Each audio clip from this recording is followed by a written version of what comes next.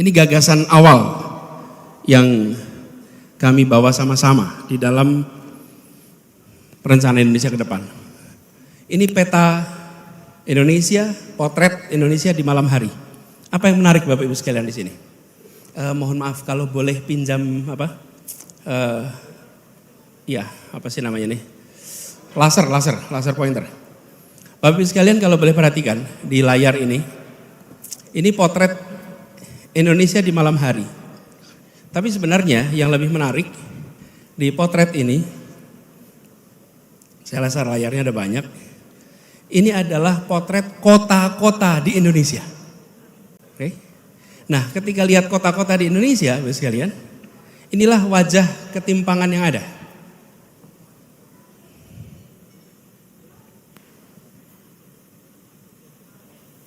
Kelihatannya ada ketimpangan juga Pak di sini Pak. Coba dilihat dulu.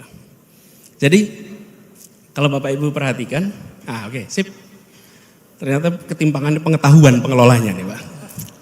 Kalau Bapak Ibu perhatikan di sini, tidak sampai rupanya. Oke, lihat saja. Lampu ini menggambarkan kota di Indonesia. Ketika kita lihat kota-kota ini, sekalian, di Jawa paling terang itu Jakarta, Surabaya. Begitu masuk Sumatera, titik-titik kecil.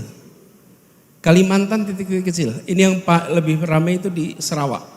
Ini Malaysia. Sampai di kawasan timur gelap. Saya tidak menggunakan statistik Bapak Ibu sekalian. Gak pakai statistik nih. Tentang macam-macam, nggak usah, pakai ilustrasi ini aja. Listrik yang nyala di malam hari. Dari situ terlihat ketimpangan yang luar biasa. Coba kita lihat negara lain. Kanan bawah, India. India itu kalau ditanya kompleks, ya. Jumlah penduduknya 1,3 miliar, lebih banyak dari kita. Tapi lihat, ketika di malam hari, terdapat distribusi yang relatif merata. Ini kalau pakai layarnya yang TV, warnanya lebih jelas. Di sini terlihat bahwa kota-kota memiliki, dalam tanda kutip, kontribusi yang relatif setara. Dari situ, lihat kemudian Korea Selatan apalagi. Seoul tentu saja paling kuat. Nah, jadi visi yang kita ingin tawarkan ke depan, kita ingin di malam hari seluruh kota di Republik Indonesia terlihat menyala terang dari udara. Itu kira-kira. Menyala terang tuh. Jadi jangan sampai kota-kota ini gelap. Kalau gelap itu perekonomiannya tuh rendah, kontribusinya rendah. Dan tentu saja PLN harus nyiapin suplainya. Barangkali pas dipotret pas biar pet juga bukan? Kan Bapak Ibu rutin mengalami masalah seperti itu. Bapak Ibu sekalian, Indonesia adalah sebuah negara yang dikenal sebagai negara agraris dan maritim. Tetapi sejak 2009 lebih banyak penduduk tinggal di kota daripada di desa. Sejak 2009. Jadi kalau sampai dengan sekarang 14 tahun kemudian proporsi penduduk tinggal di kota lebih banyak daripada di desa. Coba lihat next slide. Urbanisasi ini adalah inevitable, tidak bisa dihindari. Tetapi masalah yang ada di sebuah kota sesungguhnya adalah soal pilihan. Kita memilih membiarkan muncul masalah atau kita memilih untuk mengantisipasi masalah.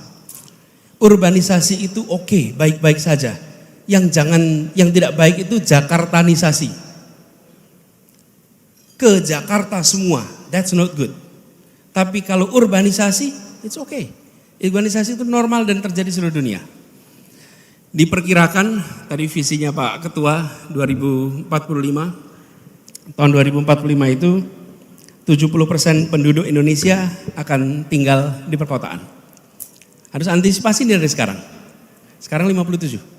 Bila kita biarkan tanpa perencanaan yang serius secara kolektif, nanti kita mengulangi masalah yang ada di Jakarta. Kemudian yang kedua, kita saksikan bahwa di perkotaan ini kontribusi dari penambahan penduduk perkotaan itu setiap 1% penambahan PDB per kapita nasional meningkatnya 1,4%. Sementara di negara-negara Asia lainnya tambah 1% penduduk urban itu meningkat PDB sampai 3%. Artinya kota-kota kita belum menjadi kota yang produktif secara ekonomi. Lalu kita punya masalah lingkungan hidup. Dan dari semua kota di Indonesia, hanya 8 kota yang memiliki kualitas udara yang baik. Hanya 8 dari semua. This is no good. Lalu kita menyaksikan bahwa 30 juta penduduk di perkotaan itu tinggal di pemukiman yang tidak layak. Ini fakta juga. Dan yang kelima, kita melihat kesenjangan sosial yang tinggi di perkotaan. Dulu saya menginisiasi program pengiriman guru-guru ke pelosok tanah air. Tanah air nih. Di pelosok-pelosok di Sulawesi ada, di Nusa Tenggara, di mana-mana. Karena adanya ketimpangan itu. Lalu ketika saya mendapatkan tugas menjadi calon gubernur, saya berkeliling Jakarta. Seperti juga Bapak Ibu kalau pilkada harus keliling. Pada saat keliling itu, saya justru menemukan bahwa kemiskinan ekstrim itu adanya tidak di pelosok yang jauh sana, tapi kemiskinan ekstrim